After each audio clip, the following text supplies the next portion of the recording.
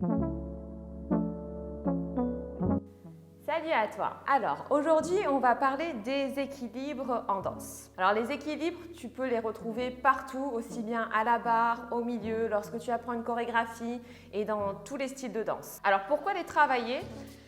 Parce que tout simplement, déjà, tu vas réussir à travailler ton port de tête, ta posture, ce qui va être très très important. Et oui, ça on va le voir un petit peu après. Tu vas progresser techniquement, le fait de travailler les équilibres, tu vas énormément progresser. Et surtout, tu vas améliorer tes pirouettes. Alors on fait une grosse erreur quand on apprend, quand on essaie de travailler les équilibres et on oublie quelque chose qui est essentiel pour les équilibres. Et c'est ce qu'on va voir aujourd'hui. Donc assez parlé, on y va.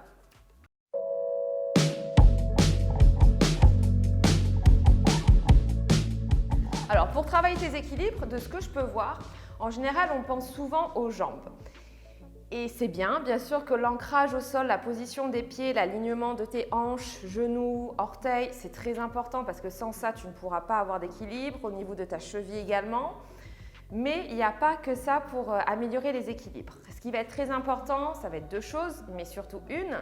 La première, ça va être déjà ton centre. Si tu te tiens cambré, tu ne pourras pas avoir tes équilibres, même si tu es forte au niveau et solide au niveau des jambes. Il faut toujours bien tenir son centre. Son centre, c'est la ceinture abdominale à ce niveau-là. Donc ça, il faut toujours bien penser à tenir ça. Et je vois souvent qu'à la barre, on a tendance à oublier et après on arrive au milieu, hop, on n'arrive plus à tenir. Donc déjà, rien qu'à la barre, quand tu es dès tes pliés, essaie des fois de lâcher un petit peu la barre et de penser déjà à ton centre. La chose qui va être très très importante pour les équilibres et ce qui m'a permis de progresser énormément, surtout au niveau des pirouettes, ça va être ça. Ça va être la position de la tête. On l'oublie totalement. Des fois, on se demande, mais moi je me suis posé la question, ok, pourquoi je ne tourne pas? Parce que j'avais mon centre, j'étais solide au niveau des jambes, l'alignement était ok, au niveau des chevilles, genoux, hanches, mais j'arrivais pas à tourner ou je tournais de temps en temps. Et le but, c'est pas de tourner, de faire 4 pirouettes de temps en temps et après de rien faire. Je pense qu'on essaye de trouver, de chercher la constance et de pouvoir tourner régulièrement, de pouvoir faire 2-3 pirouettes tous les jours et pas en faire 2-3 comme ça tous les 10 jours. Et je ne comprenais pas pourquoi je tournais de temps en temps bien et des fois non.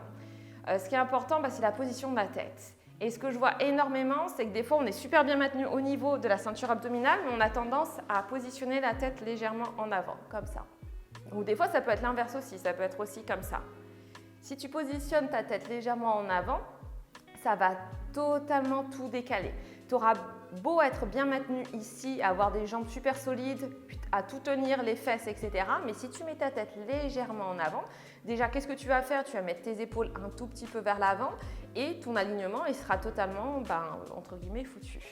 Donc, le travail qui va être super important, ça va être de repositionner la tête assez droite. Bon, il ne faut pas faire ça, il y a un juste milieu, mais si tu fais ça, tu pourras pas tourner ou tu tourneras de temps en temps. Donc ça, le travail de tête est super important et ce qu'il faut penser, c'est à se grandir. Il faut vraiment toujours que tu penses que quelqu'un te tire la tête vers le haut, vers le haut, vers le haut, vers le haut, vers le haut et ce que je vois des fois, c'est ça. C'est plus ça. C'est un mouvement de tête légèrement en avant et vers le bas comme ça. Donc ce qu'il faut faire, c'est se grandir, hop, et être droit à ce niveau-là. C'est ce qui fait aussi que ça va te faire travailler également ton port de tête et ta posture. C'est ce que je disais au début. Le fait déjà de retravailler ça et de penser à te grandir déjà à ce niveau-là, tu vas le faire naturellement. Si toi, tu fais déjà ce mouvement-là tout seul, comme ça, à te grandir, tu vois que déjà là, ça s'ouvre. Là, tu ouvres aussi le torse, les épaules et tout de suite, ça te fait un plus joli port de tête que ça et ça. Et l'autre point qui est lié, bien sûr, et ça j'en parle tout le temps, j'en parle régulièrement et je le répète énormément avec mes élèves, ça va être la respiration. Si on ne respire pas, si on fait de l'apnée, qu'est-ce qu'on va faire? On va se fermer un petit peu, on va prendre de l'attention au niveau du cou, on va être crispé même au niveau des mâchoires. Du coup, qu'est-ce qu'on va faire? On va faire ce mouvement-là et même au niveau de la tête, on va avoir ce mouvement comme ça, soit en arrière ou soit en avant. Le fait de respirer, ça nous ouvre déjà à ce niveau-là. On va essayer de repositionner déjà, on va être beaucoup plus détendu au niveau du cou on va pouvoir retravailler la position de la tête et on va pouvoir se grandir.